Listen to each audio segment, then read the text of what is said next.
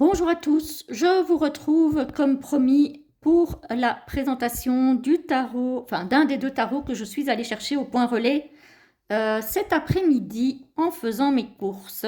Il s'agit du Folkloric Forest Tarot qui arrive dans une talk box de très très bonne qualité, texturée, j'aime beaucoup. Donc il y a un petit mot en anglais, c'est édité par et créé par Lennox Rees. C'est la première édition et elle date de 2024. Voilà, voilà. Alors, on va ouvrir la boîte. Hop.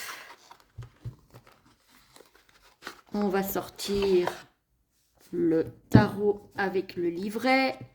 L'intérieur de la boîte se présente comme ceci. Voilà. Alors, le livret, évidemment, est en anglais. Voilà. Hop. Donc, Folkloric Forest Tarot. On a la table des matières, donc première édition 2024. La table des matières. Une introduction, évidemment, tout en anglais. Le processus créatif du jeu. Un mot sur le folklore. Un mot sur les cartes. Sur l'élément R. On a les cartes, un mot sur les cartes majeures. Ensuite, on a les cartes. Alors, certaines cartes ont été renommées. Voilà. Donc, on a ici le fou. Donc ça, c'est pareil. On a le magicien. J'espère que vous voyez. Le magicien, c'est pareil. Après, on a la grande prêtresse qui s'appelle The Seer, l'impératrice qui s'appelle The Maiden. Ensuite, on a le hiérophant, non, l'empereur qui s'appelle le Guardian, etc., etc. Par contre, il y a des cartes qui gardent le même nom que le tarot tradit. J'espère que, désolé, je vous ai fait bouger. J'ai allumé un petit peu la lumière parce que j'ai l'impression qu'on ne voit pas grand-chose.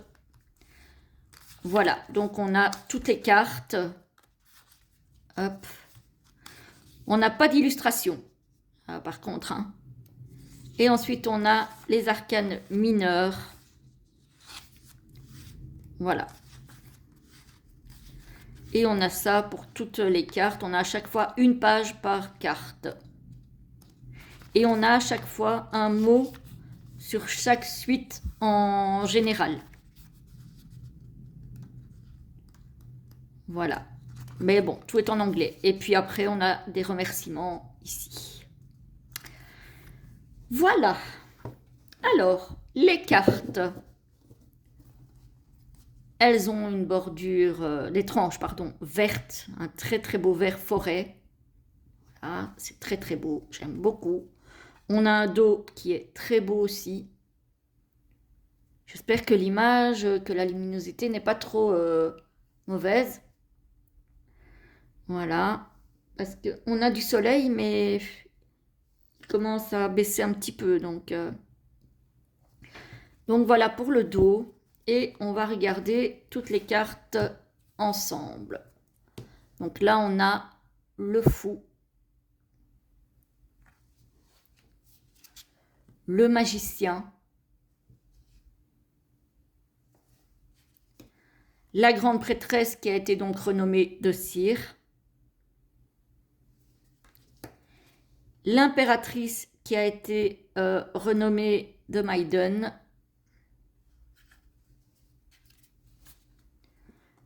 L'empereur, le Guardian. Elle est très très belle cette carte. Alors, la tugbox est un petit peu texturée. Ici, on voit qu'il est légèrement ligné parce que ça se voit. Par contre, ça se sent à peine. C'est vraiment très très léger. Et les cartes sont relativement fines et souples. Donc, j'espère qu'elles sont solides. On verra bien. mais j'espère. Le hiérophante, qui a l'air effectivement d'un vieux sage, hein. Les amoureux. Alors, tarot qui n'est pas très facile pour des débutants par contre. La carte du chariot, elle est magnifique. Alors, je vais regarder un petit peu pour vous comparer avec un tarot de taille normale. Je pense que c'est à peu près pareil. Attendez, je vais prendre le tarot de Lisa Hunt que j'ai à côté. Oui, vous voyez, c'est identiquement la même taille. Donc, il a la taille d'un tarot classique. Donc, c'est un 7 sur 12. Elle est magnifique, la carte du chariot. Elle est sublime. Elle est magnifique. La force, là pour une fois, on n'a pas un lion, on a un bouc ou un bélier, je ne sais pas trop. Je dirais plus un bouc. Ça va plus l'air d'un bouc que d'un bélier. L'ermite. Mais oui, il n'est pas trop pour les débutants, hein. La roue, donc la roue de fortune, elle est sublime cette carte. D'ailleurs, c'est à cause ou grâce à cette carte, quand je l'ai vue sur la chaîne de Hugues, de la chaîne Saint-Cide, quand j'ai vu cette carte, je me suis dit, oh là là, ce tarot, il me le faut en fait. Je crois que dans les majeurs, c'est ma préférée. Par contre, il a des cartes qui sont très très dures. La justice, donc c'est bien un rider, hein. Ici, le pendu qu'on a renommé le sacrifice. Quand je vous parlais de cartes dures, en voilà une, avec ce pigeon. Elle est horrible, cette carte. Enfin, horrible. Je m'entends. Elle me fait mal au ventre. La mort. Celle-ci, elle est triste. Avec ce chien-là, on dirait qu'il est sur la tombe de son maître et qu'il attend. Tempérance, j'adore. Alors là, ça, c'est une carte que j'adore. Ce calme-là, cette espèce d'atmosphère reposante, ressourçante, c'est tout ce que j'aime. C'est vraiment tout ce que j'aime. Alors, cette carte-là, comment vous dire, je la regarde même pas parce que, alors, les yeux me fascinent, mais par contre, ce qu'ils tiennent dans leur bec, je peux pas. Donc, ça va être compliqué, les amis, ça va être compliqué. La tour, avec cet arbre-là qui se casse net.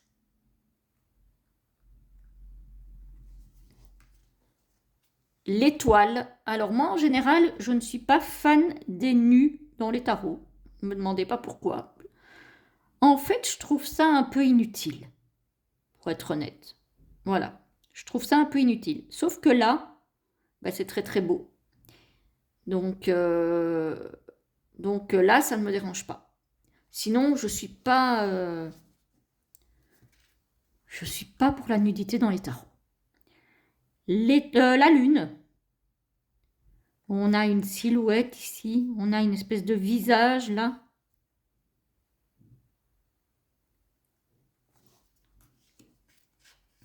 Le soleil, très très belle carte. J'aime beaucoup le soleil. J'aime beaucoup cette carte. Le jugement. Ah, je la trouve... alors en général, le jugement, c'est une carte un peu plus lumineuse. Là, je la trouve... c'est vraiment... aïe aïe aïe, qu'est-ce qui va nous tomber dessus? Qu'est-ce qui va nous arriver? On va être jugé. À quelle sauce on va être mangé, quoi, un petit peu, hein. Moi, ça me fait penser un petit peu à ça, hein.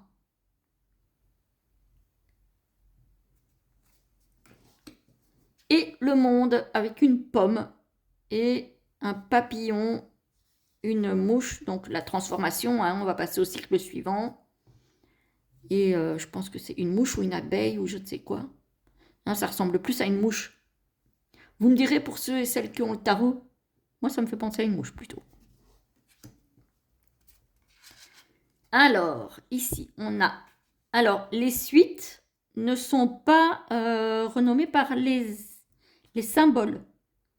Donc ici, on a la suite de feu, qui est en fait la suite des bâtons. Donc, elle est renommée par l'élément. Ici, on a l'as de bâton. Le 2 de feu, du coup, de bâton. Hein, je ne vais pas le répéter à chaque fois. Le 3.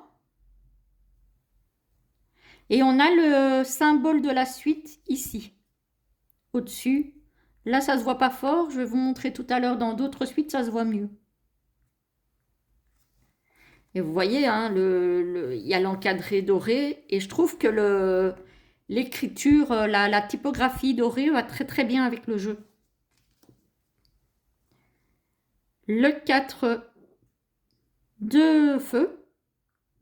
Avec, j'aime bien comment la luminosité, là, elle a été rendue dans cette, j'allais dire cette grotte. Je ne suis pas sûre que ça soit vraiment une grotte, mais cette espèce de dôme, là, en végétation.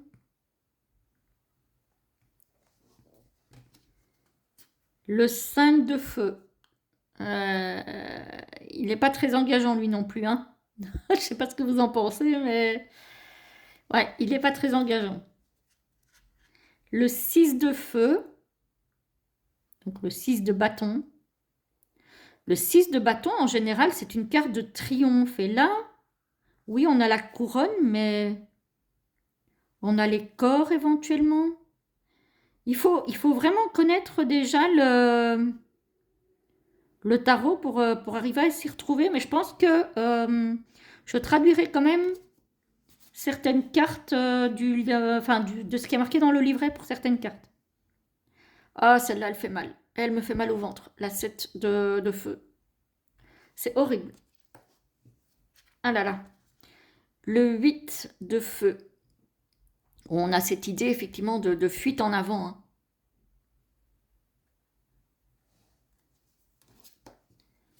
Le 9 de feu. Les serpents, je ne suis pas trop fan non plus, mais après, voilà, je ne suis pas dégoûtée comme avec les souris ou avec les rats. Ceci dit, j'en rencontre un, je m'en cours. Hein. Le 10 de feu.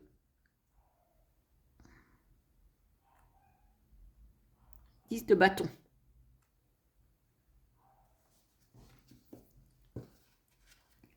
Le page de feu. Il est très beau, hein. Très très beau. Hein. Je crois que je préfère les mineurs que les majeurs de ce tarot. Le cavalier de feu. Très très belle. Oh, trop belle. La reine de feu. Oh, j'adore, j'adore, j'adore. Le roi de feu. J'adore aussi. Il est superbe. Alors, on arrive dans la suite de l'eau, donc des coupes. Vous voyez, ici, on voit mieux le symbole au-dessus. Donc, comme ça, vous pouvez vous repérer si vous avez du mal. Mais après, c'est vrai que pour les débutants, il est un peu compliqué, ce tarot. Hein. Je trouve que... Voilà, c'est vrai que il faut déjà connaître un petit peu le tarot pour s'en sortir. Le 2 de d'eau. On a bien cette idée de couple, de rencontre. Le 3 d'eau. Avec la maman et ses oursons.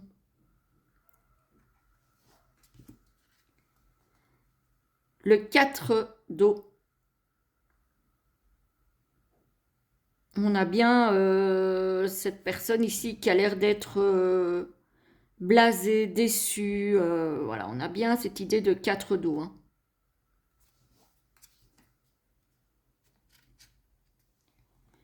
Le 5 d'eau, du coup. Elle est dure aussi, celle-ci, je trouve. Avec ses ossements, là, ce crâne. C'est un peu... Ah, celle-ci, elle est très très belle. Le 6 d'eau. Elle est superbe. Franchement, la personne qui a créé ça, elle est super douée, hein. Le 7 d'eau. J'espère que vous voyez toujours bien. Le 8 d'eau, elle est très très belle aussi, celle-ci.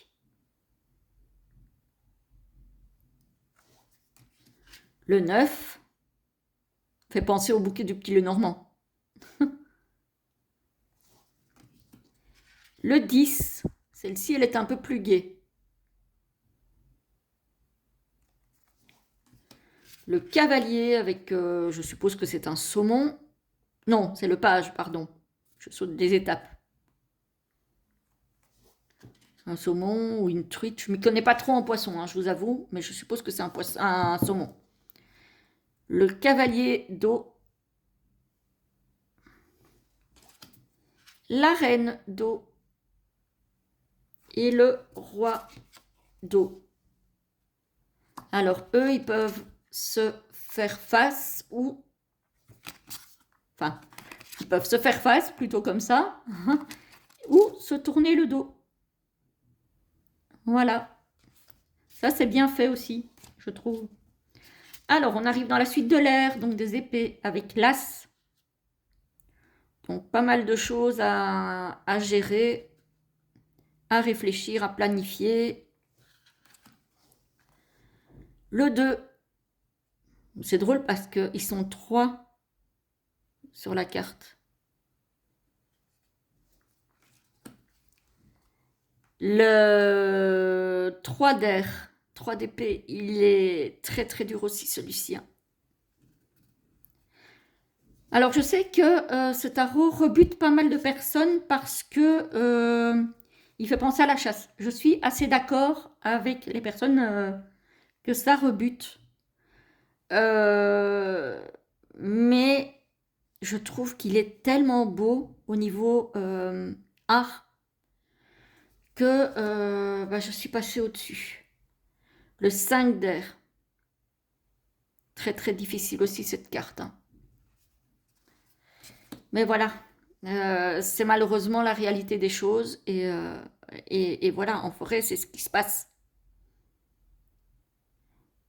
Le 6 d'air, le 6 d'épée. Le 7 d'épée.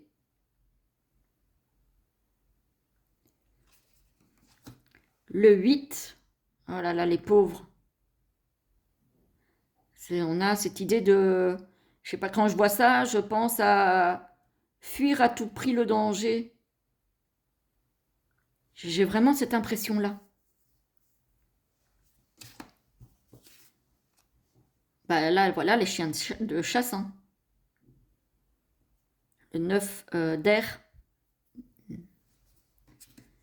Le 10. Bon, la suite des épées, c'est pas une suite facile, hein, de toute façon. Peu importe le tarot, c'est quand même une suite qui reste compliquée, hein. C'est pas la suite que je préfère, je vous avoue. Vraiment pas. Le page d'air, il est trop mignon. Oh là là. Le cavalier d'air, il est trop beau. Il est magnifique.